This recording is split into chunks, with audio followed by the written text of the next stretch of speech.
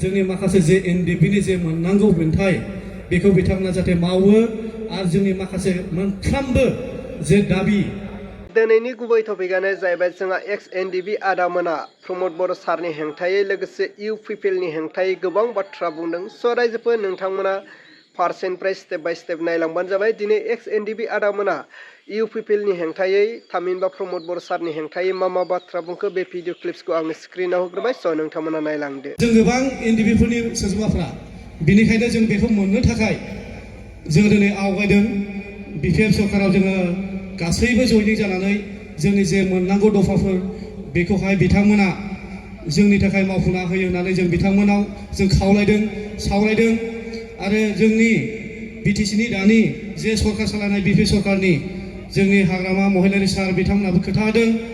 आरो जोंना दिनैहाय दतमानि इलेक्शननि जे केन्डिडेट बिथां रबिराम सार बिथाङाबो दाखालिसो बावै जोंनि सिला सार बिथांमोनजों बैठक जादों।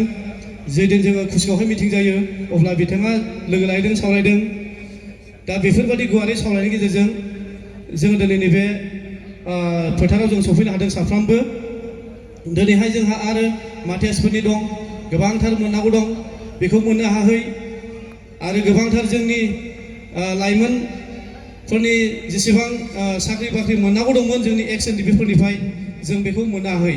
मानोना नैबे इउ पिपिएल सरकारनि टाइमावहाय आरो दिनैहाय बिसोरो गोबांथार माने जोंनि एनडिपिफोरनि गेजेराव जे खामानि मावनांगौ बिथांमोना बिसोरो बांसिनखौ बिसोर थगायनाय जादों आरो। नाथाय जोंबो बिथांमोनखौहाय जों फोथायदोंमोन माखासे समावहाय। बिथांमोना आंखौबो इउ पिपिएलआव सोनानै बिथांमोनाबो आंखौहाय सेन्ट्रेल इउथनि आंखौ सेक्रेटारि खालामदोंमोन। नाथाय बिथांमोना आंखौबो इउज खालामदों। बिथांमोनाबो आंखौ इउज खालामदों। बेबायदिनो आंनि जेसेबां आंनि आइडिया आंनि जे दिमागजों आङो जे थाखा फैसा खामायदोंमोन बिनिफ्रायसो बिथांमोना आंखौ गारहोजोबना आंखौ लथं खालामजोबदों बिथांमोना। बेनिखायनो बिथांमोननि बेबायदि मावनाया मोजां जायाखै। आरो बिथांमोना बेबायदि मावनो नाङा। सोरबा सासेनि सायाव नोजोर गाज्रि होनाय बेबायदि बिथांमोनखौ नुबोदों आरो। आरो बेबायदिनो आरोबाव सेन्ट्रेल इउथआव आं थाला होननानै आङो डिस्ट्रिक्टआवहाय आङो किसियार जाबोदों इउ पिपिएल हिसाबै। आरोबाव आं थाला होनदों आङो समस्तियाव थाहैसै। समस्तियावबो आङो किसियार थाहैदों। माने गारैबो गारनायावल' आङो बेबायदि जादों आरो। खालि गारनाय बेफोरबायदि गारनायजों माने ओरैबायदि फैसा गारहोबाय बिसोर आंखौ। लास्टआव थगायबाय। माने ओइ नोंनो टिकेट होनाय जागोन नों गारबाय थादो। बिथांमोना बेबायदि आंखौहाय थगाय दोननानै बिथांमोना थगायबाय आरो लास्टआव। माने टिकेटनि बिषयावथ' सानना लादो पेरेन्ट बडि होन डिस्ट्रिक्ट ब्लक गासैबो इउथ वमेन्स ब्लक आरो मोनफ्रोमबो प्राइमारि आंनि मुङाव लेटार हरदोंमोन टिकेटनि थाखाय। अब्लाबो बिथांमोना आंखौ थगायदों।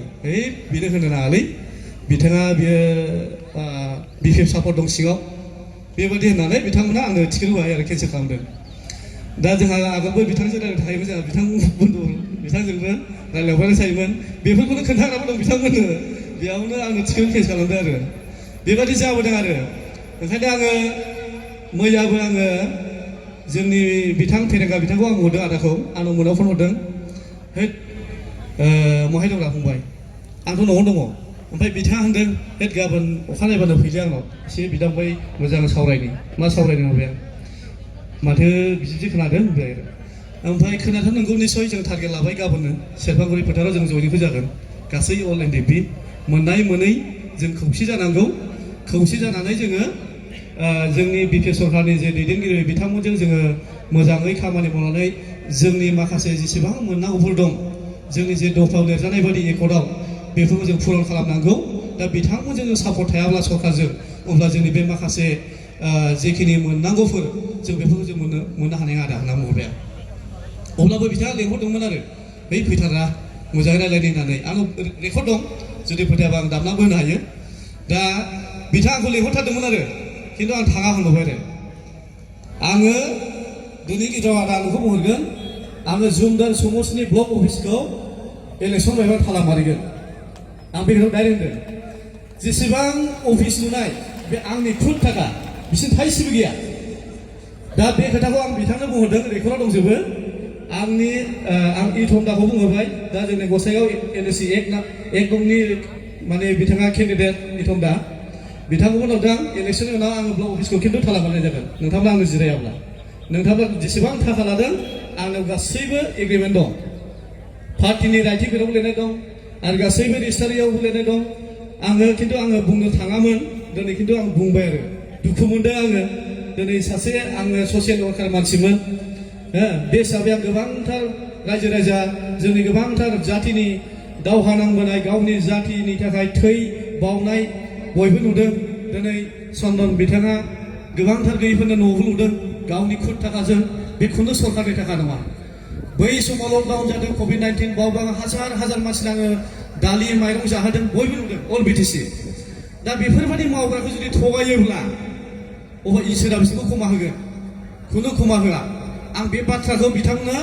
इलेक्सन सिगांबो बुंदोंमोन जोंनि माखासे डिस्ट्रिक्टनि माखासे इउपिपिएलनि मानसिफ्रा होनदों ओइ आदा जोंनि इउपिपिएल राजु नार्जारिया 1 नाम्बाराव देरहागोलै राजु नार्जारियानो 1 नाम्बाराव जोंनि लिस्टआव बेखौ फैजेननांगौ होनबाय आं अपेन जोंनि राजुनाबो दं एमा दानि जोंना दा अपेन होनबाय आं जोंनि लिस्टआव ओरैबायदि खालामफादों राजु नार्जारि 1 नाम्बार 2 नाम्बार उकिल मुसाहारि 3 नाम्बार माने जोंना लरेन्स इस्लारि ओमफ्राय 4 नाम्बार 5 नाम्बार मोननै समस्थिखौ फेजेननांगौ होननानै फेरेंगा ओमफ्राय 5 नाम्बार मुसिदा जों बेबायदि फुरा लिस्ट बानायखानाय आरो जोङो बेबायदि माखासे टेकनिकखौहाय जों 3 मासनि सिगां बानायखादों माने बिपिएफ सरकारखौ लाबोफिननांगौ होमब्लासो जोंनि माखासे गांनाय उखैनाय जे एनडिबिनि जे खहा जानाय बेखौहाय जोङो सुफुंना लानो हागोन होननानै आङो साफ्रोमबो जोंनि एनडिबिनि जे मावथिगिरि बिथांमोनखौ आङो बुंदों आरो माखासे जिखिनि दिनैहाय बेवहाय इउपिपिएलनि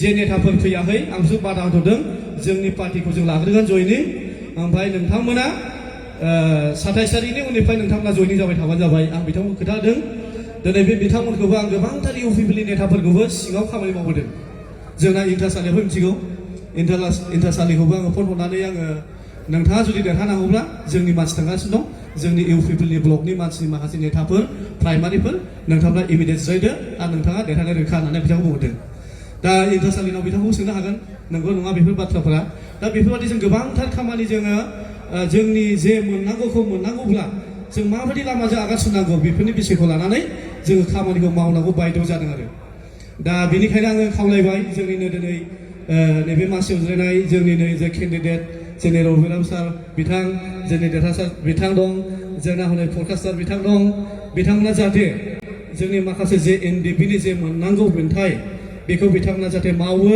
आरो जोंनि माखासे मोनफ्रोमबो जे दाबि जोंना नैबे आर'ज बिलाइयाव दं जोङो बिथां रबिराम सारनो जों बिथांनो दसेनो उनाव गथायगोन आरो जोंनि जेसेबां एनडिबि जे सोद्रोमाफोर सफैनो हाबाय बिथांमोनखौ आं गोसो गुरैयै आङो नोंथांमोनखौ खावलायो दिनै जोङो बयबो न'खर जाबाय जोङो हाग्रायाव खारफिननो हाला जों बयबो मिथियो दानि जुगाव बेनिखायनो दिनै जोङो गियान आरो मेलेमजों जोङो रायजोनि खामानि एबा समाजनि खामानि मावनो थाखाय जोङो बेखौसो जोङो सोलोंनो नांगौ दिनैनि दिनाव बेनिखायनो आं खावलायदों जोङो रावबो जाहाथे दिनै जयनिं जाखानानै जोङो जयनिं जायामोनलै जाहाथे बे बाथ्राखौ ओंखारा बे बाथ्राखौ आं खुलायै सिगांनो बुंखादों दाखालिबो बुंखादों कुसिगावनि जे प्रग्रामाव नोंथांमोना जुदि राजि दङब्ला राजि दं होन राजि गैयाबा राजि गैया बुं बे बाथ्राखौ खुलायै आं सोंनाय जादों बेनिखायनो आं खावलायबाय दा आङो मोनसे बेखौ खावलायदों आरो माने जों बयबो जाहाथे दिनैनि गेजेराव जोङो जयनिं जानो होननानै सफैबायब्ला फैबायबा गोसो मोदोम होनानै ओंखायनो आङो बयखौ खावलायदों आरो माने जों जयनिंखौ जामारगोन ना दिनै बयबो गोसो गोथारै बयबो आखाइ थिखोलाय जोंनि मानसिफ्रा थिखोजोबदो बयबो औ आखाइ हमना हो जोंनि सारमोननि थाखाय एबा हाग्रामा महलनि सारमोननि थाखाय होमबा जोङो